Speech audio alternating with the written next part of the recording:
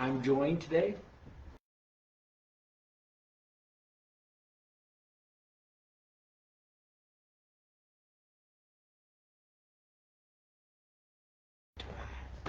Yes, I'm joined today by these rabbit folks because we are reading Peter Rabbit. This is a really cool book, and Peter dressed up really nice just for you guys today. So, let's get started. So this is Peter Rabbit by Beatrix Potter and illustrated by Cindy Thornton. Check it out. I always like the way that Peter dresses. He's a snazzy dresser. And he tells a really cool story too. Here, let's see what he says. So the inside of it, the inside's just plain old blue. Nothing too special.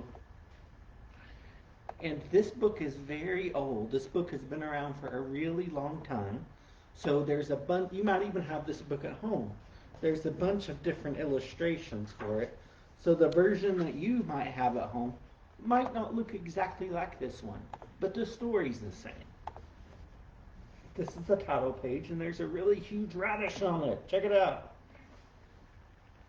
Do you like radishes? Have you ever eaten a radish? They're really strong. Yeah, I like them in a salad, but that's about it. Oh, and here's another title page. Whenever one title page isn't enough, we give you two. Cool. Okay. Once upon a time, there were 4 little rabbits, and their names were Flopsy, Mopsy, Cottontail, and Peter. They lived with their mother in a sandbank underneath the root of a very big fir tree. Here they are. Can you tell which one's Peter? Yeah, he's the one that's dressed up nicely. Now, my dears, said the old Miss Rabbit one morning, you may go into the fields or down by the lane, but do not go into Mrs. McGregor's garden or Mr. McGregor's garden. Your father had an incident there. He was put in a pie by Mr. McGregor. Now, run along. Don't get into mischief. I am going out.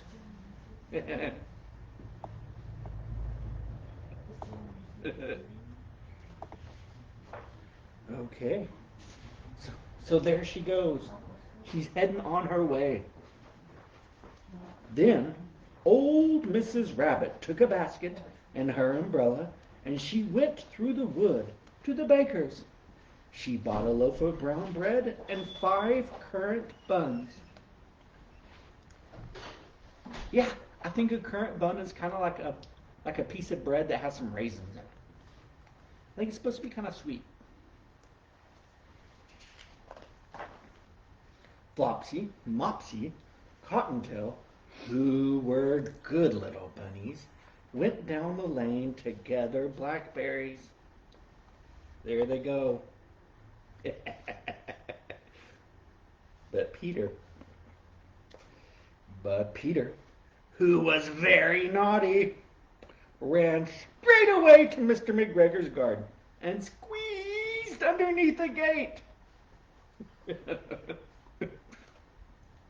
Now, if you were a rabbit, which rabbit would you be? Would you be the ones that said, hey, Mom said to do this, so we're going to do it? Or would you be Peter?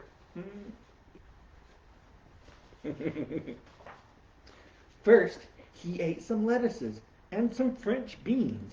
And then he ate some radishes. Yeah, that's the picture from the front.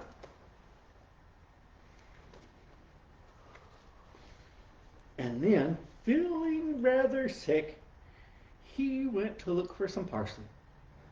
But round the end of the cucumber frame, who should he meet but Mr. McGregor? Yeah. Mr. McGregor was on his hands and knees, planting out young cabbages. But he jumped up and ran after Peter, waving the rake, calling out, "Stop! "Thief!" Peter was most dreadfully frightened. He rushed all over the garden, for he had forgotten the way back to the gate. He lost one of his shoes among the cabbages, and the other shoe among the potatoes. He's just trying to get out of there. After losing them, he ran on all four legs and he went faster. So, I think he might have gotten away altogether if he had not ran into the gooseberry net. Yeah. And got all caught up with the large buttons on his jacket. It was a blue jacket with brass buttons, quite new. Yeah, you remember that? Mm-hmm. Peter gave himself up for lost. He shed big tears, but his sobs were overheard by some friendly sparrows, who flew to him in great excitement and implored him to exert himself.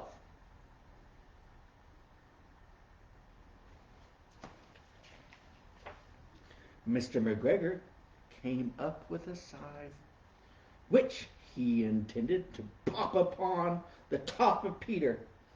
But Peter wriggled out just in time, leaving his jacket behind. Yeah, that's the scythe. That's the jacket. Peter rushed into the tool shed and jumped up in a can. It would have been a beautiful thing to hide in it if there'd not been so much water in it. Poor dude, he got all wet.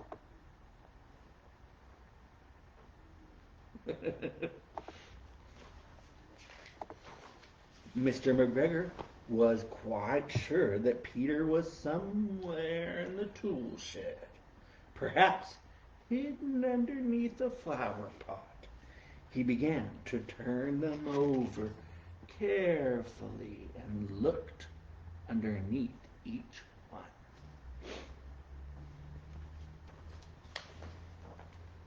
Presently, Peter sneezed. Achoo! Mr. McGregor was after him in no time, and he tried to put his foot on Peter, who jumped out the window, upsetting 3 plants. The window was too small for Mr. McGregor, and he was tired of running after Peter, so he just went back to his work. Peter got away again.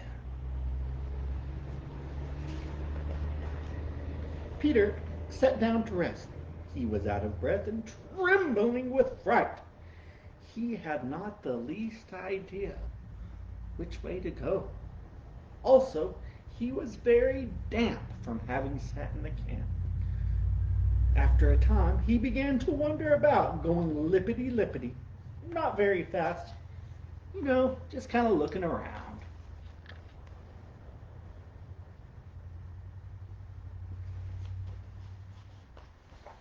He found a door in a wall, but it was locked, and there was no room for a fat little rabbit to squeeze through it. An old dormouse was running in and out over the stone doorstep, carrying peas and beans to her family in the wood. There she is. Yeah, see, there's not much room. Peter asked her the way to the gate, but she had such a large pea in her mouth that she could not answer. She only shook her head at him, and poor Peter began to cry. Oh, he's just so frustrated, poor dude. Then he tried to find his way straight across the garden, but he became more and more puzzled. Presently, he came to a pond where Mr. McGregor filled his water cans. A white cat was staring at some goldfish. She sat very, very still, but now and then The tip of her tail twitched as if it were alive. There she is. He's just peeking out over, seeing what's happening. Peter thought it was best to go away without speaking to her. He had heard about cats from his cousin, little Benjamin Bunny. Yeah, I don't think they're friends. Yeah, you hear that, Miss Sawyer? Don't come over here. He went back towards the tool shed, but suddenly, quite close to him, he heard the noise of a hoe. Peter scuttered beneath the bushes, but presently, as nothing happened, he came out, and he climbed upon a wheelbarrow and peeped over.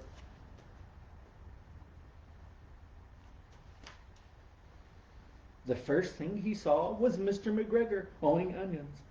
His back was turned towards Peter, and beyond him was the gate. Look, almost there.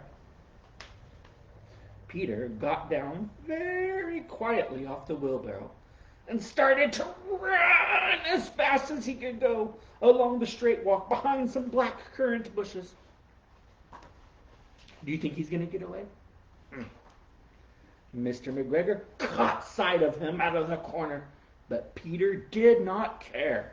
He slipped underneath the gate and was safe at last in the woods outside of the garden. Yeah, he got away again.